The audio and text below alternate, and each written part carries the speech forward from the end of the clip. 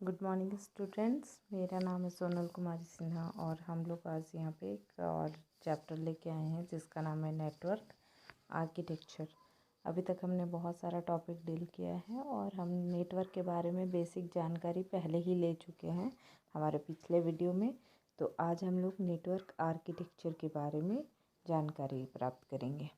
Network architecture का मतलब होता है नेटवर्क लेआउट, यानी नेटवर्क आर्किटेक्चर यह बतलाता है कि किस तरह से इस नेटवर्क को डिज़ाइन किया गया है।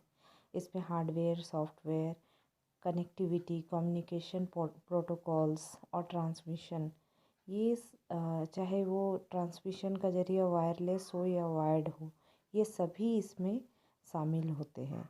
मतलब हम लोग नेटवर्क आर्किटेक्चर में नेटवर्क किस तरह से डिज़ाइन किया गया है, बेसिकली इसी के बारे में स्टडी करते हैं। नेटवर्क आर्किटेक्चर नेटवर्क का एक लॉजिकल और स्ट्रक्चरल यानी कि फिजिकल लेआउट है। इसमें हम ट्रांसमिशन के उपकरण, सॉफ्टवेयर और कम्युनिकेशन प्रोटोकॉल होते हैं।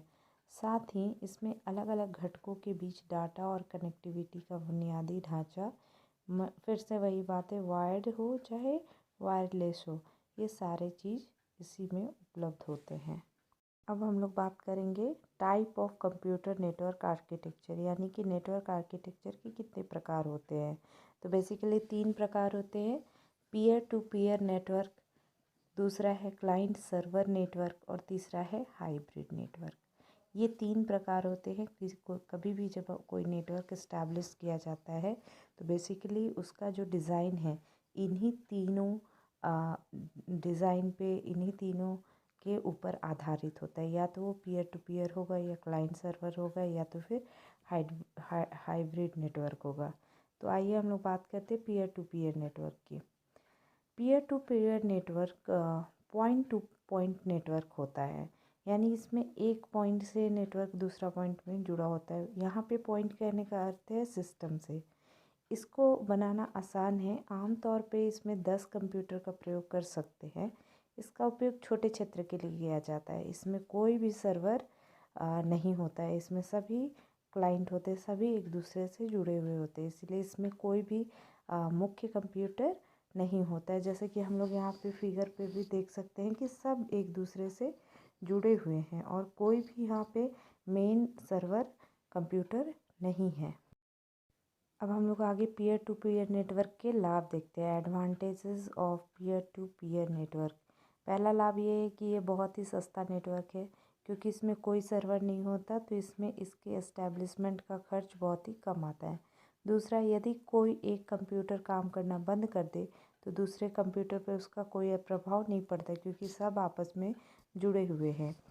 तीसरा, इसका फ़ायदा ये है कि सेटअप और मेंटेनेंस काफ़ी आसान होता है पीयर टू पीयर नेटवर्क में। तो ये तीनों इसके बेसिक इसके फ़ायदे हैं। और आगे हम लोग बात करेंगे पीयर टू पीयर नेटवर्क के नुकसान, क्योंकि जब कुछ लाभ है तो कहीं ना कहीं इसमें कुछ नुकसान भी होगा। पहला है, इसमें सेंट्रलाइज्ड सिस्टम नहीं है, इसलिए डाटा अलग अलग स्थानों में होता है। यह बैकअप नहीं ले सकता।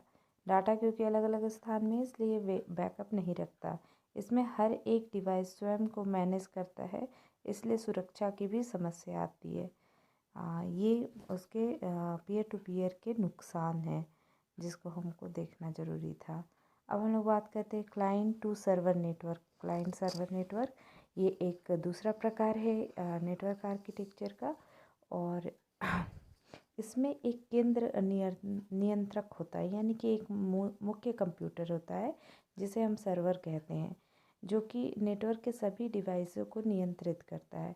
इस सर्वर का मुख्य कार्य है सभी डिवाइसों का नियंत्रण करना, और सभी बाकी डिवाइसों को हम क्लाइंट कहते हैं।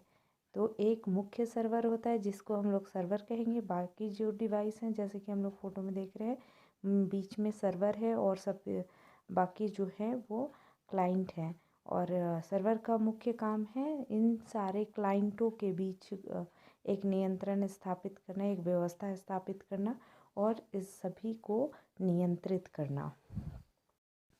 इसमें सभी क्लाइंट सर्वर के माध्यम से एक दूसरे से कम्युनिकेट करते हैं। जैसा कि क्लाइंट कोई भी प्रकार का डाटा क्लाइंट 2 को भेजना चाहता है, क्लाइंट 1 किसी को क्लाइंट 2 को भेजना चाहता है अगर, तो क्लाइंट 1 सर्वर से अनुरोध करेगा, फिर सर्वर उसको अनुमति देगा, तब वो डाटा क्लाइंट 1 से क्लाइंट 2 को भेजा जा सकेगा।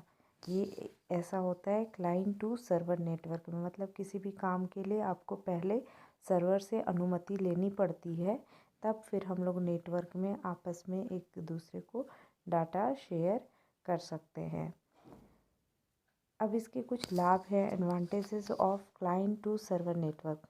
आइए हम लोग इसको देखते हैं। पहला है, क्लाइंट सर्वर नेटवर्क में सेंट्रलाइज सिस्टम होता है, जिससे डाटा का बैकअप आसानी से लिया जा सकता है। जो प्रॉब्लम हमें इससे पहले वाले में आ रही थी कि हम लोग बैकअप नहीं रख पाते, तो इसमें उस चीज़ को सॉल्व किया गया और इसमें हम लोग आराम से बैकअप रख सकते हैं क्लाइंट सर्वर में।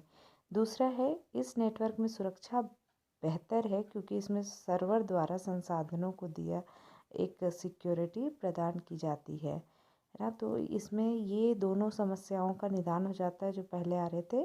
ठीक है। तीसरा है, इसमें सर्वर द्वारा पूरे सिस्टम को मेंटेन किया जाता है, मेंटेनेंस का काम सर्वर करता है। और चौथा है, यह संसाधनों को साझा करने की गति भी बढ़ाता है। तो ये चारों इसके फ़ायदे हैं। अब हम लोग इसका कुछ डिसएडवांटेज देखेंगे, यानी कि नुकसान देखेंगे। तो सबसे पहले, क्लाइंट टू सर्वर नेटवर्क महंगा होता है, क्योंकि इसमें मेन सर्वर है, सर्वर की आवश्यकता पड़ती है, तो ये इसको इस्टेब्लिश करने में काफ़ी खर्च आता है। दूसरा है इसका डिसएडवांटेज, इसमें एक समर्पित नेटवर्क एडमिनिस्ट्रेटर की आवश्यकता होती है। बिना एडमिनिस्ट्रेटर के ये नेटवर्क सेटअप अच्छे से काम नहीं कर सकता है। तीसरा है, इसमें क्लाइंट को संसाधन प्रदान करने के लिए नेटवर्क ऑपरेटिंग सिस्टम NOS की आवश्यकता होती है, जिसकी लागत बहुत ज़्यादा होती है। तो ओवरऑल ये महंगा है, लेकिन इसमें सिक्योरिटी है और अच्छा सेवा उपलब्ध है। तो आगे हम लोग देखेंगे तीसरा प्रकार, कंप्यूटर नेटवर्क का तीसरा प्रकार है हाइब्रिड नेटवर्क। ये दोनों प्रकार के यानी कि पीयर टू पीयर और क्लाइंट सर्वर नेटवर्क का एक कॉम्बिनेशन है। यानी कि दोनों आर्किटेक्चर को मिला के ये एक नया आर्किटेक्चर तैयार किया जाता है, जिसको हम लोग हाइब्रिड नेटवर्क कहते हैं। यहाँ पे आप पिक्चर में इसको आसानी से देख सकते हैं किस प्रकार का होता है ये हाइब्रिड नेटवर्क। तो आज हम लोगों ने नेटवर्क के बारे में समझा, खासकर हम लोग आज नेटवर्क आर्किटेक्चर के बारे में जानकारी प्राप्त किए। उम्मीद है आपको ये सारी चीज़ें अच्छे से समझ में आई होंगी। और अंत तक इस वीडियो को देखने के लिए बहुत बहुत धन्यवाद।